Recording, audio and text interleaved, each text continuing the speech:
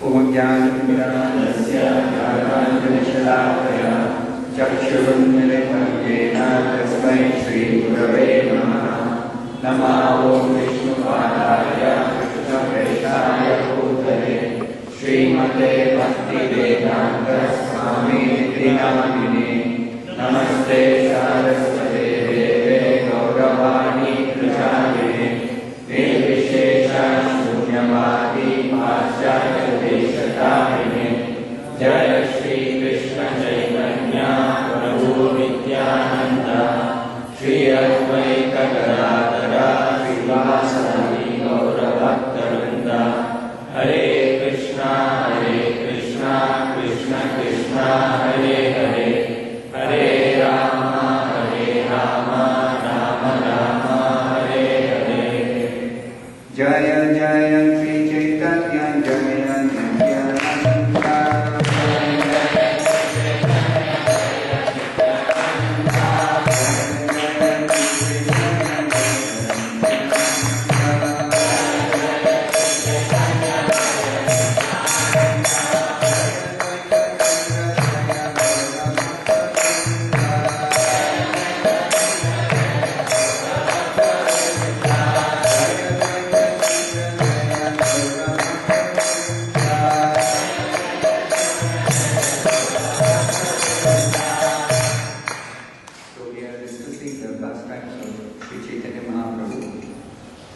ಚೈತನ್ಯ ಮಹಾಪ್ರಭುಗಳ ಲೀಲೆಯನ್ನು ನಾವು ಚರ್ಚೆ ಮಾಡ್ತಾ ಇದ್ವಿ. ಚೈತನ್ಯ ಚರಿತಾಮೃತದಲ್ಲಿ ಸಂಕ್ಷಿಪ್ತವಾಗಿ ಚೈತನ್ಯ ಮಹಾಪ್ರಭುಗಳ ಜೀವನ ಚರಿತ್ರೆಯನ್ನು ಕೃಷ್ಣದಾಸ ಕವಿರಾಜ ಗೋಸ್ವಾಮಿ ಎನ್ನುವ ಆಚಾರ್ಯರು ವರ್ಣಿಸಿದ್ದಾರೆ. ಚೈತನ್ಯ ಮಹಾಪ್ರಭುಗಳ ಬಾಲ್ಯಲೀಲ, ಪೌಗಂಡ ಲೀಲ, ಕೈಶೋರ ಲೀಲ ಮತ್ತು ಯೌವನ ಲೀಲ, ಈ ತರಹ 4 ಬೇರೆ ಬೇರೆ ಭಾಗಗಳಲ್ಲಿ ಅವರ ಲೀಲೆಗಳನ್ನು ವರ್ಣಿಸಿದ್ದಾರೆ. ಈಗ ಕೈಶೋರ ಲೀಲೆಯನ್ನು ನಡೆಸ್ತಾ ಇದ್ದಾರೆ. ಕಿಶೋರಾವಸ್ಥೆ ಅಂದರೆ 11ನೇ ವರ್ಷದ ವಯಸ್ಸಿನಿಂದ 15ನೇ ವರ್ಷದ ವಯಸ್ಸಿನವರೆಗೆ ಕಿಶೋರಾವಸ್ಥಾ ಅಂತ. ಮೊದಲು 5 ವರ್ಷಕ್ಕೆ ಬಾಲ್ಯಾವಸ್ಥಾ, ನಂತರ ಪೌಗಂಡ, ನಂತರ ಕಿಶೋರಾವಸ್ಥಾ, ನಂತರ ಯೌವನ. ಈ ತರಹ 4 ಬೇರೆ ಬೇರೆ ಅವಸ್ಥೆಗಳಲ್ಲಿ ಲೀಲೆಗಳನ್ನು ವರ್ಣಿಸಿದ್ದಾರೆ. ಸಣ್ಣ ಬಾಲಕ ಇದ್ದಾಗಲೇ ಚೈತನ್ಯ ಮಹಾಪ್ರಭುಗಳು ತಮ್ಮದೇ ಆದ ಒಂದು ಸಂಸ್ಕೃತ ಪಾಠಶಾಲೆಯನ್ನ ಪ್ರಾರಂಭ ಮಾಡಿದರು. 11ನೇ ವರ್ಷದ ವಯಸ್ಸಿನಲ್ಲೇ ಸಂಸ್ಕೃತ ಪಾಠಶಾಲೆಯನ್ನ ಪ್ರಾರಂಭ ಮಾಡಿ ತಾವೇ ಸಂಸ್ಕೃತ ವ್ಯಾಕರಣವನ್ನ ಹೇಳ್ಕೊಡ್ತಾ ಇದ್ರು, ಬೋಧನೆ ಮಾಡ್ತಿದ್ರು. ಆ ಪಾಠಶಾಲೆಯಲ್ಲಿ ಅನೇಕ ವಿದ್ಯಾರ್ಥಿಗಳು ಬಂದು ಸಂಸ್ಕೃತ ವ್ಯಾಕರಣವನ್ನು ಕಲಿತಾ ಇದ್ರು. ಈ ಪಾಠಶಾಲೆಯಲ್ಲಿ ಅವರು ವಿಶೇಷವಾಗಿ ಹೇಗೆ ಬೇರೆ ಬೇರೆ ತರಹ ಸಂಸ್ಕೃತ ಪದಗಳನ್ನ ಬಿಡಿಸಿ ಅವಕ್ಕೆ ಬೇರೆ ಬೇರೆ ತರ ಅರ್ಥವನ್ನು ಕೊಟ್ಟು ಈ ಅರ್ಥದಲ್ಲಿ ವ್ಯತ್ಯಾಸ ಮಾಡಿ ಬೇರೆ ಬೇರೆ ತರಹ ಪಂಡಿತರನ್ನ ಈ ವಾಗ್ವಾದದಲ್ಲಿ ಸೋಲಿಸುವ ಒಂದು ಕಲೆಯನ್ನು ಕಲಿಸಿಕೊಡ್ತಾ ಇದ್ರು. ಯಾರು ಸಂಸ್ಕೃತ ವ್ಯಾಕರಣವನ್ನು ಚೆನ್ನಾಗಿ ಕಲಿತಾರೋ ಅವ್ರಿಗೆ ಸಂಸ್ಕೃತ ಭಾಷೆಯ ಎಲ್ಲ ಸಾಹಿತ್ಯದ ಅರ್ಥವನ್ನ ಬಿಡಿಸಿ ಹೇಳಲಿಕ್ಕೆ ಸಾಧ್ಯವಾಗುತ್ತೆ. ಅವರು ಈ ತರಹ ಪಾಠಶಾಲೆಯಲ್ಲಿ ಬೋಧನೆ ಮಾಡ್ತಿರ್ಬೇಕಾದ್ರೆ ತಪನ ಮಿಶ್ರ ಎನ್ನುವ ಒಬ್ಬ ಬ್ರಾಹ್ಮಣ, ಅವನಿಗೆ ಜೀವನದ ಗುರಿ ಏನು, ಯಾವ ತರಹ ಆ ಜೀವನ ಗುರಿಯನ್ನ ಸಾಧಿಸಬೇಕು ಅನ್ನೋದನ್ನ ಅವನಿಗೆ ಗೊತ್ತಾಗ್ತಿರ್ಲಿಲ್ಲ. ಅನೇಕ ಬೇರೆ ಬೇರೆ ಶಾಸ್ತ್ರ ಗ್ರಂಥಗಳನ್ನ ಅಧ್ಯಯನ ಮಾಡಿದ್ರೂ ಆತನಿಗೆ ಈ ಶಾಸ್ತ್ರ ಗ್ರಂಥಗಳಿಂದ ಸ್ಪಷ್ಟವಾಗಿ ಜೀವನದ ಉದ್ದೇಶ ಏನು ಅನ್ನೋದನ್ನ ತಿಳ್ಕೊಳ್ಳಿಕ್ಕೆ ಸಾಧ್ಯ ಆಗಲಿಲ್ಲ. ಸಾಧ್ಯ ಸಾಧನ, ಅಂತಿಮ ಗುರಿ ಏನು, ಆ ಗುರಿಯನ್ನ ಸಾಧಿಸುವುದು ಹೇಗೆ, ಇದು ಸ್ಪಷ್ಟವಾಗಿ ಆತನಿಗೆ ಗೊತ್ತಾಗಲಿಲ್ಲ.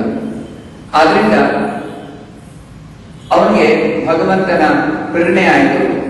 ಆ ಪ್ರೇರಣೆ ಕಡೆಯಿಂದ ಚೈತನ್ಯ ಮಹಾಪ್ರಭುವನ್ನ ಬಂದು ಭೇಟಿ ಮಾಡಿದ. ಚೈತನ್ಯ ಮಹಾಪ್ರಭು ಆತನಿಗೆ ಹರೇ ಕೃಷ್ಣ ಮಂತ್ರವನ್ನ ಜಪ ಸಂಕೀರ್ತನೆ ಮಾಡಲಿಕ್ಕೆ ಬೋಧನೆ ಮಾಡಿದ್ರು.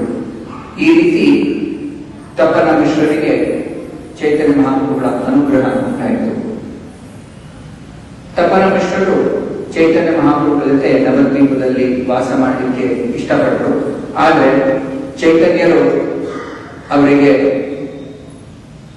ಕಾಶಿಗೆ ಹೋಗಲಿಕ್ಕೆ ಉಪದೇಶ ಮಾಡಿದರು.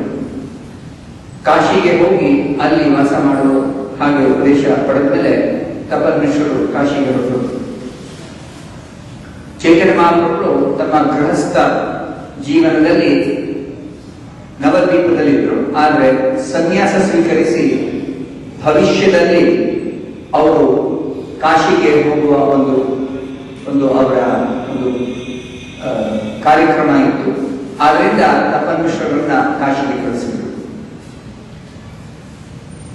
ಅನೇಕ ಬಾರಿ ಚೈತನ್ಯ ಮಹಾಪ್ರಭು ತಮ್ಮ ಮನೆಯಿಂದ ಆಚೆ ಹೋಗಿ ಬಂಗಾಳದ ಬೇರೆ ಬೇರೆ ಪ್ರದೇಶಗಳಲ್ಲಿ ಹರೇ ಕೃಷ್ಣ ಮಂತ್ರದ ಜಪ ಸಂಕೀರ್ತನೆಯನ್ನ ಬೋಧನೆ ಮಾಡಿ ಜನರಿಗೆ ಈ ಸಂಕೀರ್ತನೆಯ ಬಗ್ಗೆ ಹೇಳ್ಕೊಡ್ತಾ ಇದ್ದರು.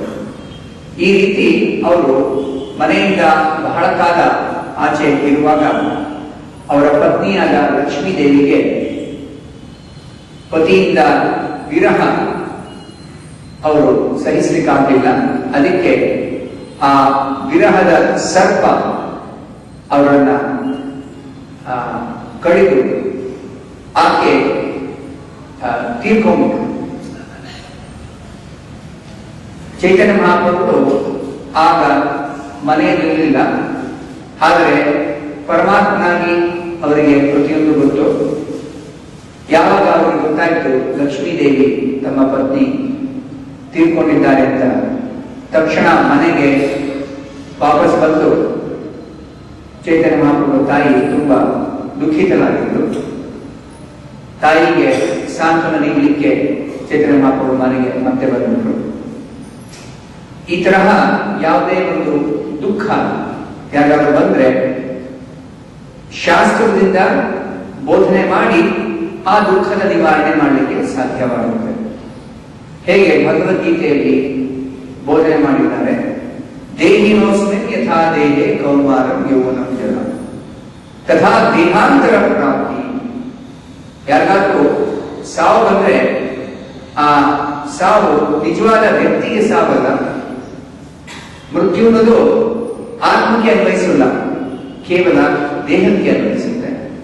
ಹೇಗೆ ದೇಹವನ್ನು ಬದಲಾಯಿಸ್ತಾ ಇರ್ತೀವಿ, ಮೃತ್ಯು ಬಂದಾಗಲೇ ದೇಹವನ್ನು ಬದಲಾಯಿಸ್ತೀವಿ. ನಿಜವಾದ ವ್ಯಕ್ತಿಗೆ ಸಾವಿಲ್ಲ. ಈ ತರಹ ಚೈತನ್ಯ ಮಹಾಪ್ರಭು ತಾಯಿಗೆ ಬೋಧನೆ ಮಾಡಿ ಅವರಿಗೆ ಸಾಂತ್ವನ ನೀಡಿದರು.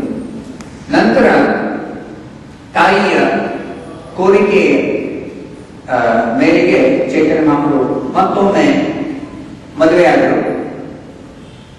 ವಿಷ್ಣುಪ್ರಿಯ ಎಂಬ ಕನ್ಯೆಯನ್ನ ಮದುವೆಯಾಗಿ ನಂತರ ಚೈತನ್ಯ ಮಹಾಪ್ರಭು ಒಬ್ಬ ದೊಡ್ಡ ಸಂಸ್ಕೃತ ವಿದ್ವಾಂಸನಾದ ಪಂಡಿತನಾದ ಕೇಶವ ಕಾಶ್ಮೀರಿ ಎನ್ನುವ ಒಬ್ಬ ವಿದ್ವಾಂಸನನ್ನ ಭೇಟಿ ಮಾಡಿದರು. ವೃಂದಾವನ್ ದಾಸ್ ಠಾಕೂರ್ ಎನ್ನುವ ಆಚಾರ್ಯರು ಈ ಎಲ್ಲ ಲೀಲೆಗಳನ್ನ ಬಹಳ ವಿಸ್ತಾರವಾಗಿ ವರ್ಣಿಸಿದ್ದಾರೆ. ಅದಕ್ಕೆ ಈ ಗ್ರಂಥದಲ್ಲಿ ಕೃಷ್ಣದಾಸ್ ಕವಿರಾಜ ಸ್ವಾಮಿಯವರು ಅಷ್ಟು ಜಾಸ್ತಿ ವರ್ಣನೆ ಮಾಡಲ್ಲ. ಆದ್ರೆ ಕೆಲವು ಭಾಗಗಳನ್ನ ಅವರು ಯಾವ ಭಾಗಗಳನ್ನ ವೃಂದಾವನ್ ಠಾಕೂರರು ವಿಸ್ತಾರವಾಗಿ ವರ್ಣಿಸಿಲ್ವೋ ಅಂತಹ ಭಾಗಗಳನ್ನ ಮಾತ್ರ ಚೈತನ್ಯ ಮಹಾಪ್ರಭು ಇಲ್ಲಿ ವರ್ಣಿಸ್ತಾ ಇದ್ದಾರೆ. ಹೇಗೆ ಚೈತನ್ಯ ಮಹಾಪ್ರಭುಗಳು ಈ ದಿಗ್ವಿಜಯಿ ಪಂಡಿತ್ ಆಗಿನ ಕಾಲದಲ್ಲಿ ಯಾರು ತಮ್ಮ ಪಾಂಡಿತ್ಯವನ್ನ ಸಮಾಜದಲ್ಲಿ ತೋರಿಸ್ಕೋಬೇಕು ಅಂದ್ರೆ ಪ್ರತಿಯೊಂದು ದಿಕ್ಕಿನಲ್ಲಿ ಭಾರತದ ಬೇರೆ ಬೇರೆ ದಿಕ್ಕಿಗಳಲ್ಲಿ ಹೋಗಿ ಬೇರೆ ಬೇರೆ ವಿದ್ವಾಂಸರ ಜೊತೆ ಅವರು ಚರ್ಚೆ ಮಾಡಿ ಆ ವಿದ್ವಾಂಸರನ್ನ ವಾಗ್ವಾದದಲ್ಲಿ ಸೋಲಿಸಿ ಅವರು ತಮ್ಮ ಪಾಂಡಿತ್ಯವನ್ನ ಸ್ಥಾಪಿಸ್ತಾರೆ. ಈ ತರಹ ಈ ಕೇಶವ ಕಾಶ್ಮೀರಿ ಎನ್ನುವ ಪಂಡಿತರು ಅವರು ಪ್ರತಿಯೊಂದು ವಿದ್ವಾಂಸರಿರುವಂತಹ ಸ್ಥಳಗಳಿಗೆ ಹೋಗಿ ಅಂಥ ಸ್ಥಳಗಳಲ್ಲಿ ಆ ವಿದ್ವಾಂಸರ ಜೊತೆ ಚರ್ಚೆ ಮಾಡಿ ಅವರನ್ನ ಸೋಲಿಸಿ ಈಗ ನವದ್ವೀಪಿಗೆ ಬಂದರು. ನವದ್ವೀಪದಲ್ಲಿ ಅನೇಕ ಪಂಡಿತರಿದ್ರು. ಆದ್ರೂ ಭಗವಂತನ ಒಂದು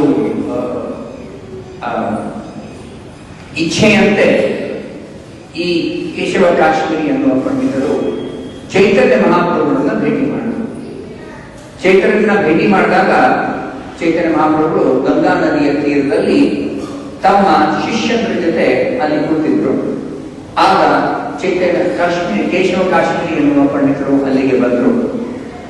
ಚೈತನ್ಯನ ಭೇಟಿ ಮಾಡಿ ಅವರು ಪರಿಚಯ ಆದಾಗ ಅವರಿಗೆ ಗೊತ್ತಾಯಿತು ಚೈತನ್ಯರ ಹೆಸರು ನಿಮಾಯ್ ಪಂಡಿತ್ ಅಂತ. ನಿಮಾಯ್ ಪಂಡಿತರು ವ್ಯಾಕರಣದ ಬೋಧನೆ ಮಾಡುವಂತಹ ಒಬ್ಬ ವ್ಯಾಕರಣ ಪಂಡಿತರಾಗಿದ್ದರು. ಆದರೆ ಕೇಶವ ಕಾಶ್ಮೀರಿಯವರು ಈ ವ್ಯಾಕರಣಕ್ಕಿಂತ ಮಿಗಿಲಾದ ಶಾಸ್ತ್ರ ಅದನ್ನ ಅಧ್ಯಯನ ಮಾಡಿ ಅದಕ್ಕಿಂತ ದೊಡ್ಡ ಪಂಡಿತರಾಗಿದ್ದರು. ಆದ್ರಿಂದ ಚೈತನ್ಯ ಮಹಾಪ್ರಭುಗಳ ಬಗ್ಗೆ ನಿಮಾಯ್ ಪಂಡಿತ್ ಇವರ ಬಗ್ಗೆ ಕೇಶವ ಕಾಶ್ಮೀರಿ ತಿಳ್ಕೊಂಡ್ರು.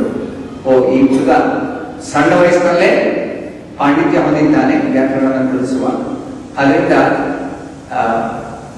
ವ್ಯಾಕರಣದ ಬಗ್ಗೆ ನಿಮ್ಗೇನ್ ಗೊತ್ತಿದೆ ಅದರ ಬಗ್ಗೆ ನನಗೆ ಸ್ವಲ್ಪ ತಿಳಿಸ್ಕೊಡಿ ಅಂತ ಆ ಕೇಶವ ಕಾಶ್ಮೀರಿಯವರು ಚೈತನ್ಯ ಮಹಾಪ್ರಭು ಹೇಳಿದರು. ಆದರೆ ಚೈತನ್ಯರು ಅವರ ಮುಂದೆ ತಮ್ಮ ಪಾಂಡಿತ್ಯವನ್ನ ತೋರಿಸಲಿಕ್ಕೆ ಇಷ್ಟಪಡಲಿಲ್ಲ. ನಾನೊಬ್ಬ ಬಾಲಕ, ನನಗೆ ಹೆಚ್ಚು ವಯಸ್ಸಾಗಿಲ್ಲ, ನೀವು ಹಿರಿಯರು, ನೀವೇ ದಯವಿಟ್ಟು ಒಂದು ನಿಮ್ಮ ಪಾಂಡಿತ್ಯವನ್ನ ಪ್ರದರ್ಶನ ಮಾಡಲಿಕ್ಕೆ ಗಂಗಾ ನದಿಯ ವರ್ಣನೆ ಮಾಡ್ತಾ ಕೆಲವು ಕಾವ್ಯ ರಚನೆ ಮಾಡಿ ಅಂತ ಆ ಕೇಶವ ಕಾಶ್ಮೀರಿಯವರಿಗೆ ಚೈತನ್ಯ ಮಹಾಪ್ರಭು ಹೇಳಿದರು. ಕೇಶವ ಕಾಶ್ಮೀರಿಯವರು ಇದು ಕೇಳಿದ ತಕ್ಷಣ ಅವರಿಗೆ ತುಂಬಾ ಗರ್ವ ಉಂಟಾಯಿತು. ಆ ಜಂಪದಲ್ಲಿ ಅವರು ಒಂದೇ ಒಂದು ಗಂಟೆಯಲ್ಲಿ ಗಂಗಾ ನದಿಯ ವರ್ಣನೆ ಮಾಡುವಂತಹ 100 ಬೇರೆ ಬೇರೆ ಶ್ಲೋಕಗಳನ್ನ ಆಗ್ತಾನೆ ಅದನ್ನ ರಚನೆ ಮಾಡಿ ಅದನ್ನ ಹೇಳಿದರು. ಎಷ್ಟು ಕಷ್ಟಕರವಾದ ಒಂದು ಶ್ಲೋಕಗಳನ್ನ ಅವರು ಹೇಳಿದ್ರು ಅಂದ್ರೆ ಯಾರಿಗೂ ಅರ್ಥವಾಗುವ ಹಾಗೆ ಇರಲಿಲ್ಲ. ಅದಕ್ಕೆ ಚೈತನ್ಯ ಮಹಾಪ್ರಭು ಅವರನ್ನ ಹೊಗಳ್ತಾ ಹೇಳಿದ್ರು, ನಿಮ್ಮ ಶ್ಲೋಕಗಳಲ್ಲಿ ಏನು ರಚನೆ ಮಾಡಿದ್ದೀರೋ ಸಂಸ್ಕೃತದಲ್ಲಿ ಅದು ಕೇವಲ ನಿಮ್ಗೆ ಅರ್ಥ ಆಗುತ್ತೆ ಮತ್ತು ಸರಸ್ವತಿ ದೇವಿಗೆ ಅರ್ಥ ಆಗುತ್ತೆ, ಬೇರೆ ಯಾರಿಗೂ ಅರ್ಥವಾಗುವಾಗಿಲ್ಲ. ಆ ತರ ಅವರನ್ನ ಹೊಗಳಿ ಅವರ ಪಾಂಡಿತ್ಯವನ್ನ ಹೊಗಳಿದ ಮೇಲೆ ಅವ್ರು ಹೇಳಿದ್ರು, ನಿಮ್ಮ ಮುಖದಿಂದಲೇ ನನಗೆ ಒಂದು ಶ್ಲೋಕದ ಅರ್ಥವನ್ನ ಬಿಡಿಸಿದಪ್ಪ ಹೇಳಿ. ನಾನು ಈಗ ತಾನೇ ಕಲಿತಾ ಇದ್ದೀನಿ ವ್ಯಾಕರಣವನ್ನ, ನನಗೆ ಅಷ್ಟು ಹೆಚ್ಚು ಅರ್ಥವಾಗುತ್ತಿಲ್ಲ ನೀವು ಹೇಳಿದ್ದು, ಅದಕ್ಕೆ ದಯವಿಟ್ಟು ಒಂದು ಶ್ಲೋಕದ ಅರ್ಥವನ್ನ ಬಿಡಿಸಿ ಹೇಳಿ ದಯವಿಟ್ಟು. ಅದಕ್ಕೆ ಕೇಶವ ಕಾಶ್ಮೀರಿ ಹೇಳಿದ್ರು, ನಾನು 100 ಶ್ಲೋಕಗಳನ್ನ ರಚನೆ ಮಾಡಿ ಹೇಳಿದ್ದೇನೆ ನಿಮ್ಗೆ, ಅದರಲ್ಲಿ ಯಾವ ಶ್ಲೋಕದ ಅರ್ಥ ನಿಮ್ಗೆ ಬಿಡಿಸಿ ಹೇಳ್ಬೇಕು ದಯವಿಟ್ಟು ಹೇಳಿ ನಾನು ಹೇಳ್ತೀನಿ. ಅಂದ್ರೆ ಅವ್ರಿಗೆ ಏನನ್ನಿಸ್ತು, ಈ 100 ಶ್ಲೋಕಗಳಲ್ಲಿ ಯಾವ ಶ್ಲೋಕ ತಾನೇ ನಿಮ್ಗೆ ಗುರುತು ಗೊತ್ತಾಗುತ್ತೆ, ನಾನಷ್ಟು ಬೇಗ ರಚನೆ ಮಾಡಿ ಹೇಳ್ತೇನೆ, ಸುಮ್ಮನೆ ಕೇಳ್ತಾ ಇದ್ದೇನೆ ಅಂತ. ಚೈತನ್ಯ ಮಹಾಪ್ರಭು ತಕ್ಷಣ 64ನೇ ಶ್ಲೋಕವನ್ನ ಅವರು ಅಲ್ಲಿ ಬಿಡಿಸಿ ಹೇಳಿದ್ರು. 64ನೇ ಶ್ಲೋಕವನ್ನ ಹೇಳಿ ಚೈತನ್ಯ ಮಹಾಪ್ರಭು ಈ ಶ್ಲೋಕದ ಅರ್ಥವನ್ನ ದಯವಿಟ್ಟು ನನಗೆ ಬಿಡಿಸಿ ಹೇಳಿ ಅಂತ. ಆಗ ಆ ಕೇಶವ ಕಾಶ್ಮೀರಿ ಎನ್ನುವ ಪಂಡಿತನಿಗೆ ತುಂಬಾ ಆಶ್ಚರ್ಯ ಆಯಿತು. ನಾನು ಅಷ್ಟು ಬೇಗ ಎಲ್ಲ 100 ಶ್ಲೋಕಗಳನ್ನ ಆಗ್ತಾನೆ ರಚನೆ ಮಾಡಿ ಹೇಳಿದ್ದೇನೆ, ಅದರಲ್ಲಿ 64ನೇ ಶ್ಲೋಕ ನೀ ಹೇಗೆ ಕೇಳಿಸ್ಕೊಂಡು ಅದನ್ನ ನೀನು ಬಾಯ್ಪಾಠ ಮಾಡಿಕೊಂಡು ನನ್ಗೆ ಹೇಳ್ತಾ ಇದೆಯಾ, ಹೇಗೆ ಸಾಧ್ಯ ಆಯ್ತು ನಿಮ್ಗೆ ಅಂತ ಅವ್ರಿಗೆ ಆಶ್ಚರ್ಯ ಆಯ್ತು. ಅದಕ್ಕೆ ಚೈತನ್ಯ ಮಹಾಪ್ರಭು ಹೇಳಿದ್ರು, ಸರಸ್ವತಿಯ ಕೃಪೆಯಿಂದ ನಿಮಗೆ ಶ್ಲೋಕದ ರಚನೆ ಮಾಡಲಿಕ್ಕೆ ಸಾಧ್ಯವಾದರೆ ಅದೇ ಸರಸ್ವತಿಯ ಕೃಪೆಯಿಂದ ನನಗೆ ಆ ಶ್ಲೋಕವನ್ನ ನನ್ನ ಸ್ಮೃತಿಯಲ್ಲಿ ಸ್ಮರಣ ಶಕ್ತಿಯಿಂದ ಅದನ್ನ ಬಾಯ್ಪಾಠ ಮಾಡ್ಕೊಳ್ಳಿಕ್ಕೆ ಸಾಧ್ಯವಾಗಿದೆ. ಅದೇ ದೇವಿಯ ಕೃಪೆ ನನ್ನ ಮೇಲೂ ಇದೆ, ನಿಮಗೆ ಮಾತ್ರ ಅಲ್ಲ ಅಂತ ಚೈತನ್ಯ ಮಹಾಪ್ರಭು ಪರೋಕ್ಷವಾಗಿ ಹೇಳಿದರು. ಅಂತಹ ಮಾತನ್ನು ಕೇಳಿದ ಮೇಲೆ ಆಯ್ತು, ಈ ಶ್ಲೋಕದ ಅರ್ಥವನ್ನ ಬಿಡಿಸಿ ಹೇಳ್ತೀನಿ ಅಂತ ಚೈತನ್ಯ ಮಹಾಪ್ರಭುವಿಗೆ ಆ ಶ್ಲೋಕದ ಅರ್ಥ ತಿಳಿಸ್ಕೊಟ್ರು.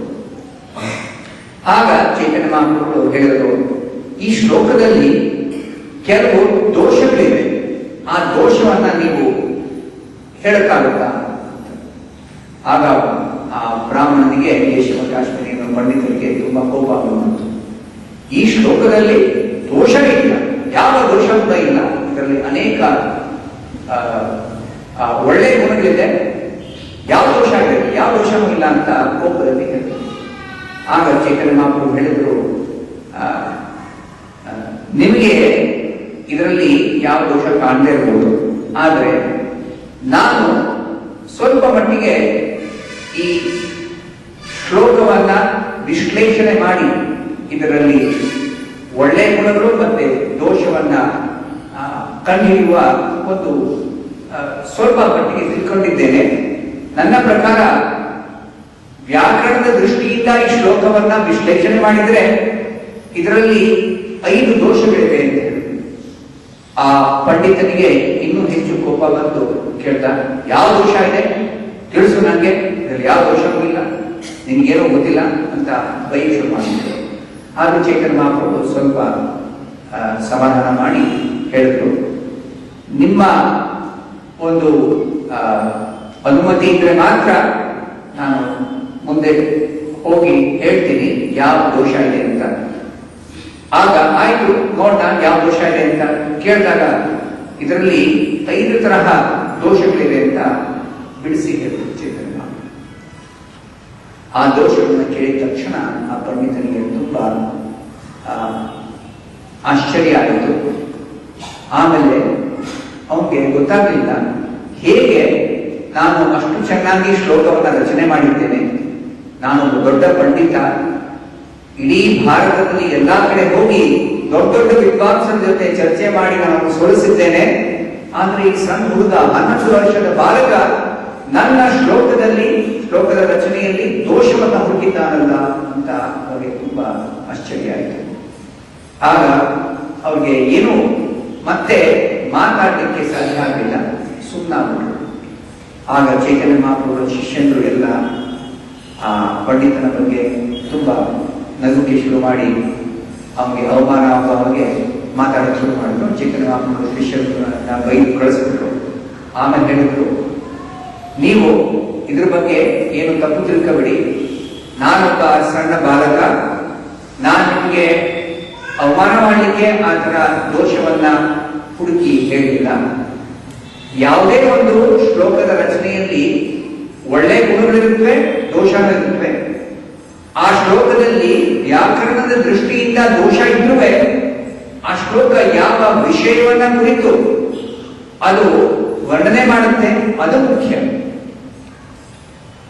ಆಗ ಹೇಳಿದಾಗೆ ಚೈತನ್ಯ ಮಹಾಪ್ರಭು ಭಾಗವತದ ಒಂದು ಶ್ಲೋಕವನ್ನು ಹೇಳಿದರು, ಸರ್ವಾ ವಿಸರ್ಗೋ ಜಗತಾಹ ವಿಪ್ರವೋ ಯಸ್ಮಿನ್ ಪ್ರತಿ ಶ್ಲೋಕಂ ಅಬಾಧ್ಯವತ್ಯಪಿ ನಾಮಾನಿ ಅನಂತಸ್ಯ.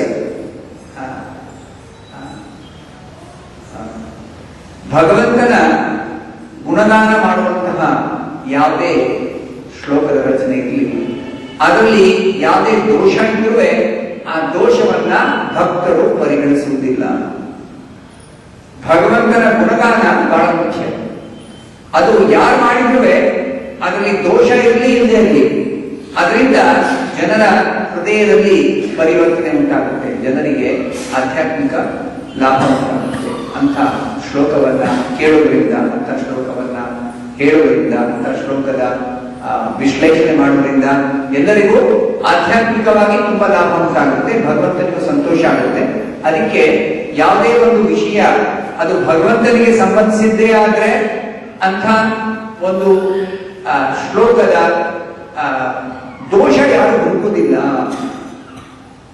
ಅಂದ್ರೆ ಚೈತನ್ಯ ಮಹಾಪ್ರಭು ಆ ಒಂದು ದಿಗ್ವಿಜಯ ಪಂಡಿತನಾದ ಕೇಶವ ಕಾಶ್ಮೀರಿಯ ಒಂದು ಗರ್ವವನ್ನ, ಜಂಬವನ್ನ ಕಡಿಮೆ ಭ್ರಮೆ ಮಾಡಲಿಕ್ಕೆ ಮಾತ್ರ ಆ ತರಹ ದೋಷವನ್ನು ಹುಡುಕಿದ್ದೆ ಹೊರತು ಆ ವಿಷಯದಲ್ಲಿ ಯಾವ ದೋಷ ಹುಡುಕುವ ಅಗತ್ಯತೆ ಇಲ್ಲ ಅಂತ ಕೊನೆ ಹೇಳಿ ಅವ್ರಿಗೆ ಸಮಾಧಾನ ಮಾಡಿ ಕಳಿಸಿದ್ರು.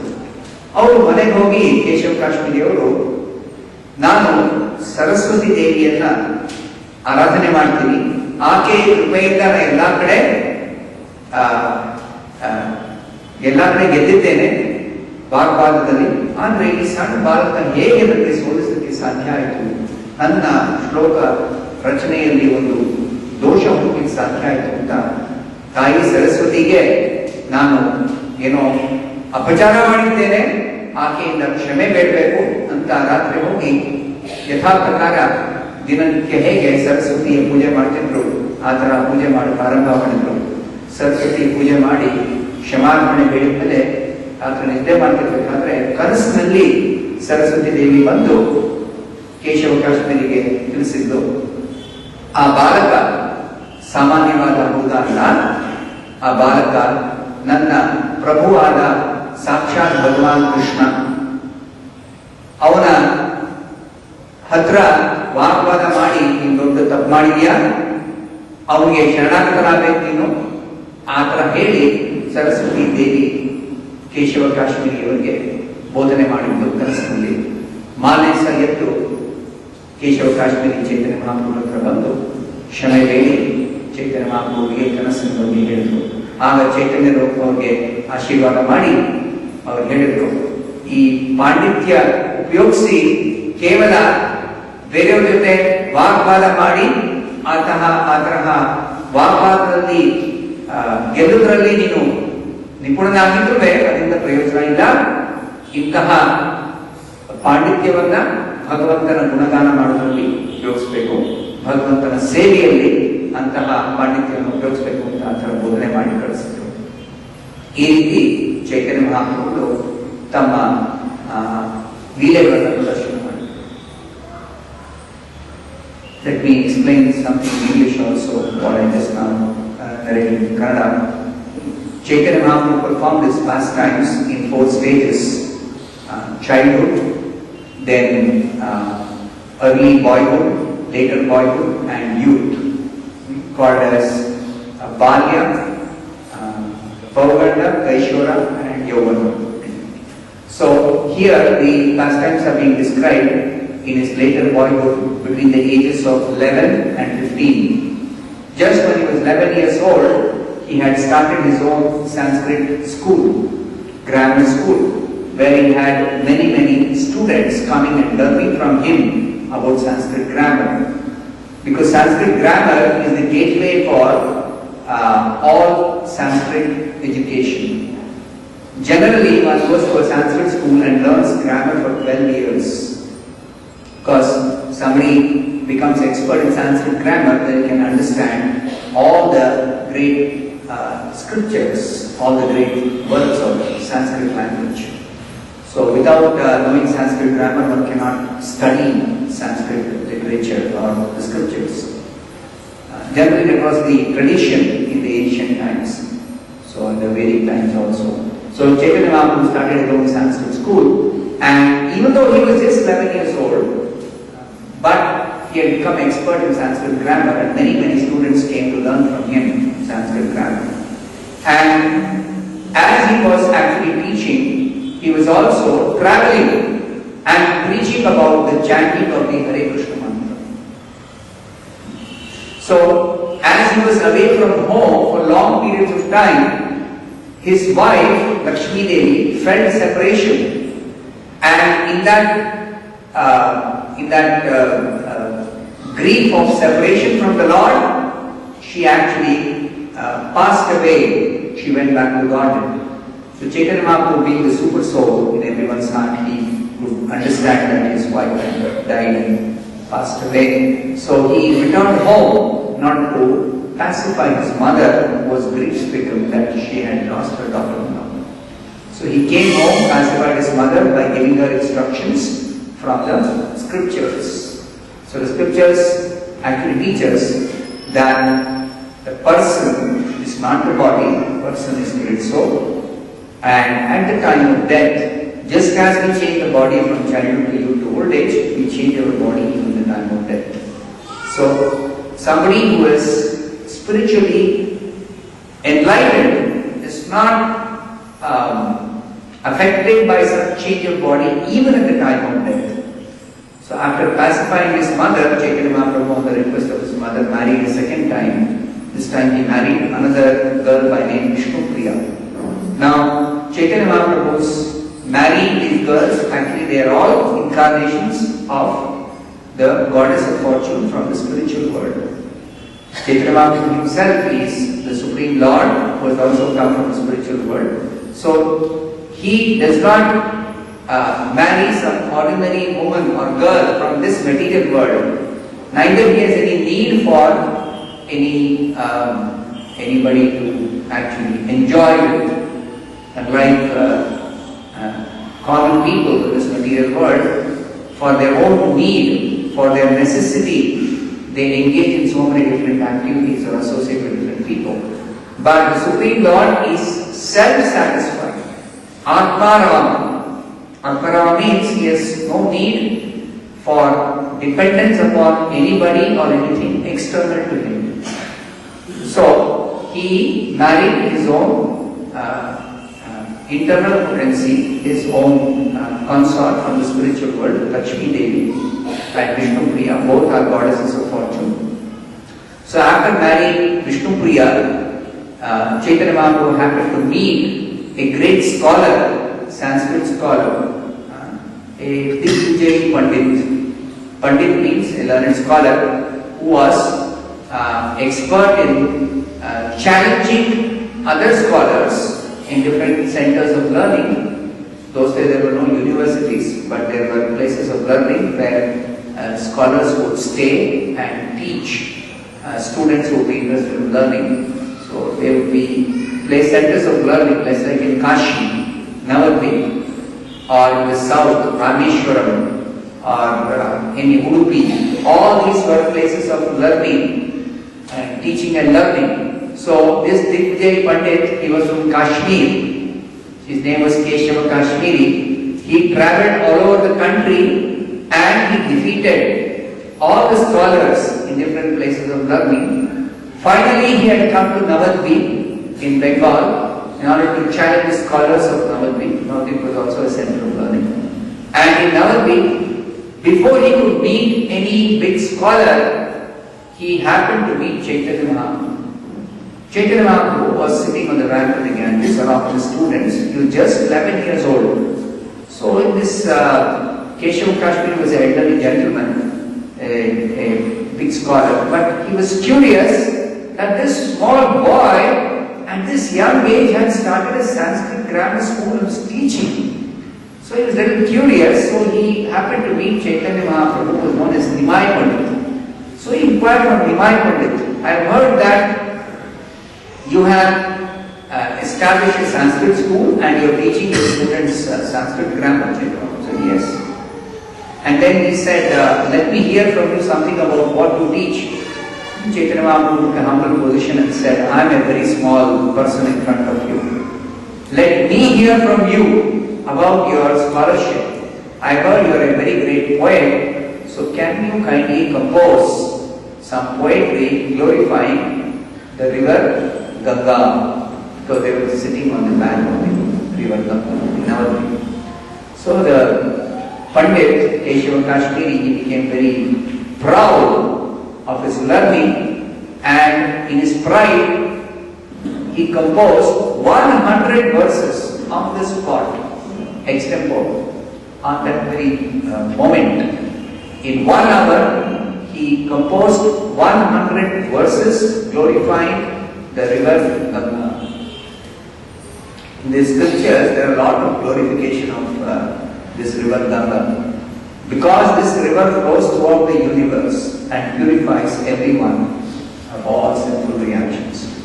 It's the mercy of the Supreme Lord in his incarnation as Trivikrama, Vamana. Vamanavtara, the Lord actually, he penetrated the coverings of the universe by simply extending his foot. And the water of the causal ocean, Karana, Jala, that spiritual water leaked into this universe.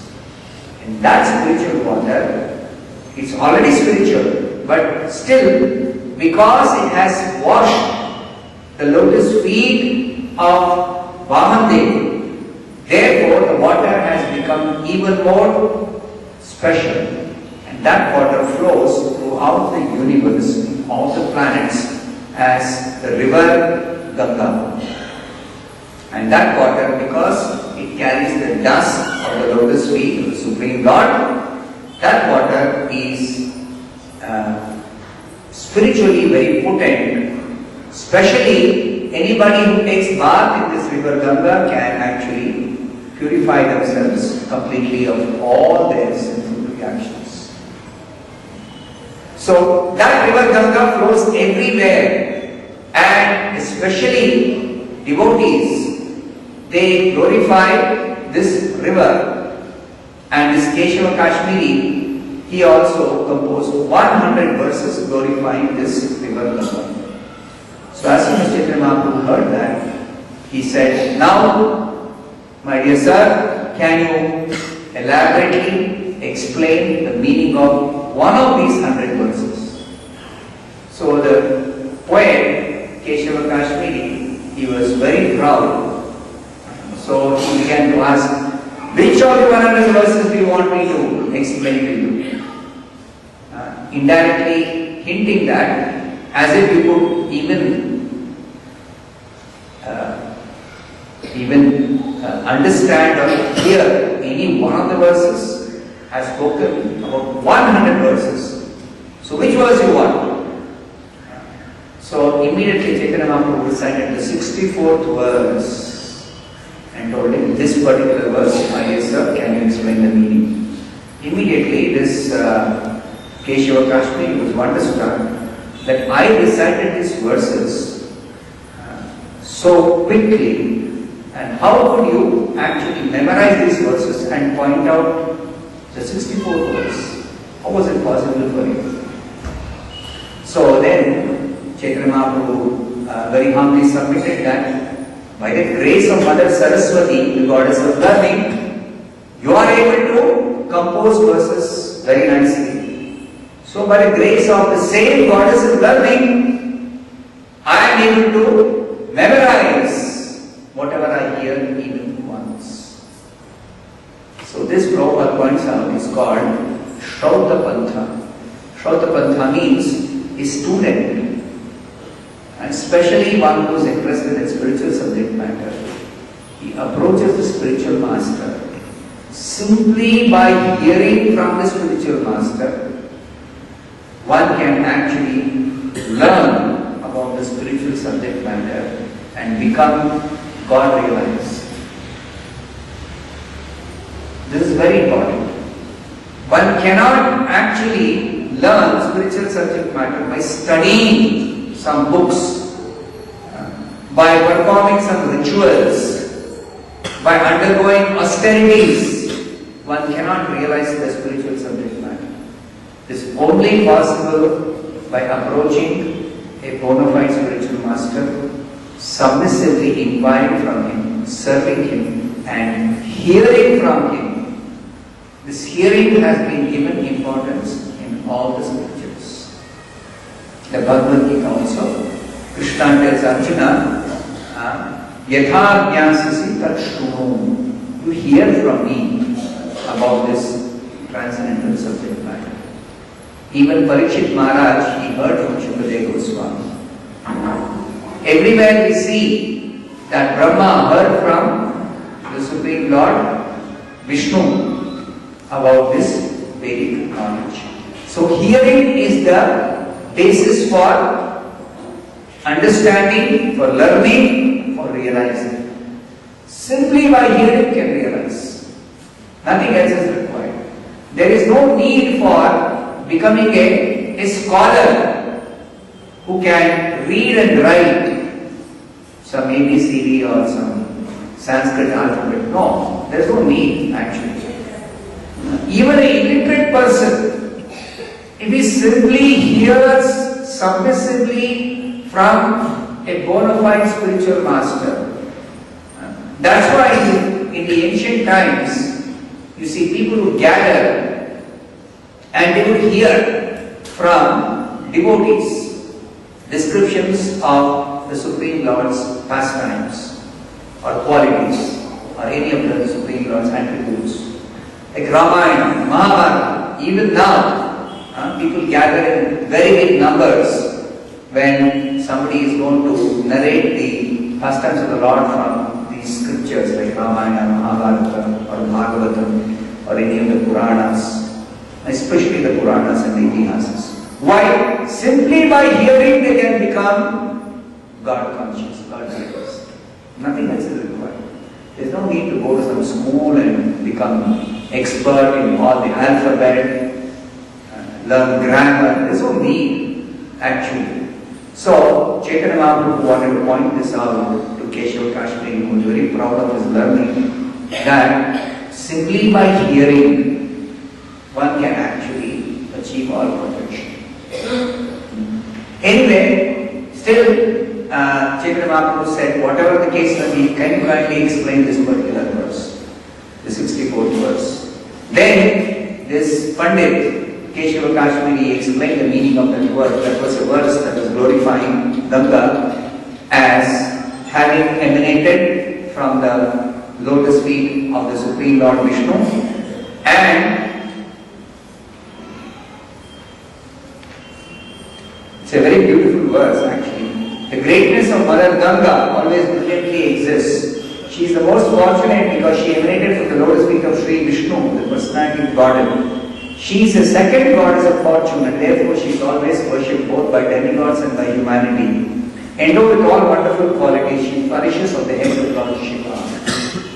It's a very beautiful composition. If somebody can appreciate Sanskrit grammar, then so many nice words have been used, and so many different ornaments of speech have been used.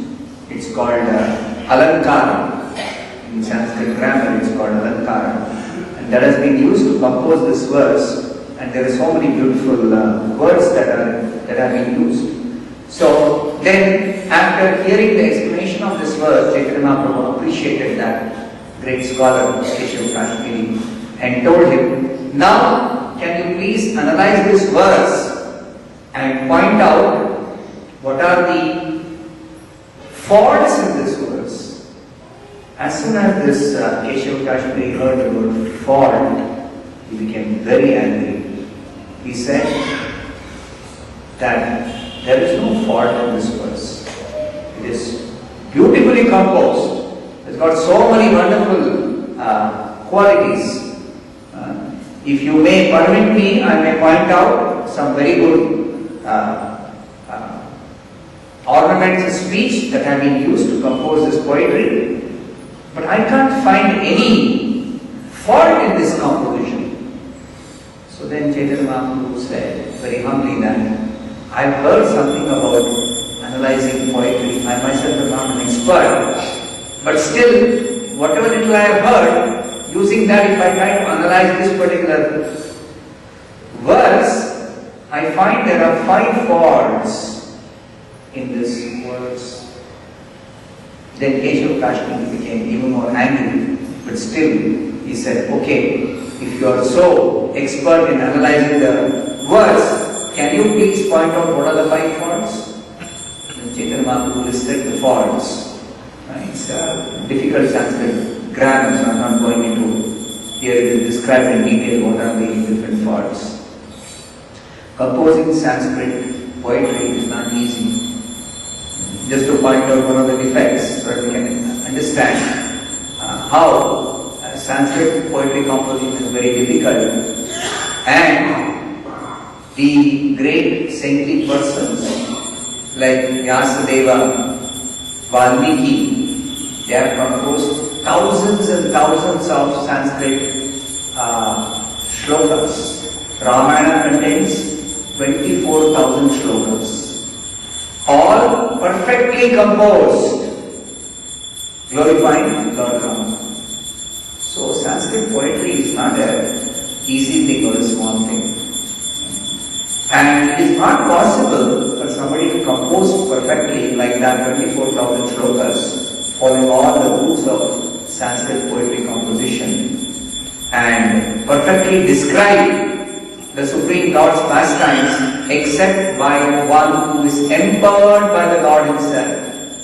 Like Valmiki, he was actually blessed by Narada, and by the blessings of the Lord's devotee, he was able to compose the Ramayana. Similarly, Vyasadeva, the incarnation of the Supreme Lord, was composed the Mahabharata with 1,00,000 verses. Perfect poetry. That is not possible for any human being or any demigod, any devata, nobody. No person of this world, even of the upper worlds, upper planets, can compose 1,00,000 verses perfectly describing the glories of the Supreme Lord. It's not possible. Or for a matter, Srimad Bhagavatam, 18,000 verses compiled by Vyasadeva. That is not possible for ordinary persons or any person of this world. So therefore, we worship Vyasadeva as the incarnation of the Supreme Lord.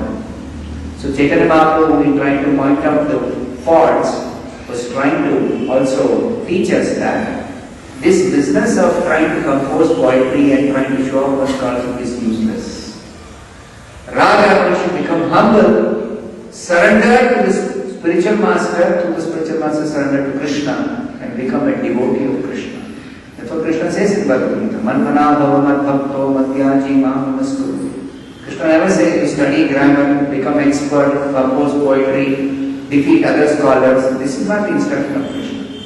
But this person was misled, this Keshava Kashmiri. Anyway, Keshava Kashmiri was completely wonderstruck, and he was quite shocked, and he was not able to say anything after he heard the 5 faults from Chaitanya Mahaprabhu. So he went back to the place where he was staying as a guest of that state of Navadvip, that district of Navadvip, and he worshipped Mother Saraswati, thought that he had offended her, because of which he was insulted by being defeated by a small boy, 11-year-old boy. And somehow he worshipped Mother Saraswati and begged forgiveness for any offense he might have committed. And he went to sleep that night, and in the dream, Mother Saraswati appeared and indicated to him that the boy who defeated is not an ordinary person. It is actually the master of all the devatas, the master of Saraswati herself, the Supreme Lord Krishna. So Mother Saraswati directed this Keshava Kashmiri to actually beg forgiveness for having challenged the Lord himself, unknowingly of course, and she directed him to actually take shelter at the lotus feet of the Lord in his incarnation as Chaitanya Mahaprabhu.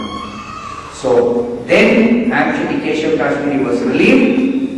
Then he came back next day morning, met Chaitanya Mahaprabhu and begged forgiveness.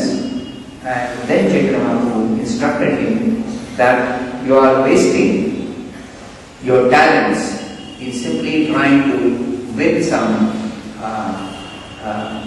kind of reputation by defeating different scholars. Instead, try to use your intelligence to actually glorify the Supreme Lord. Go about glorifying the Supreme Lord by using all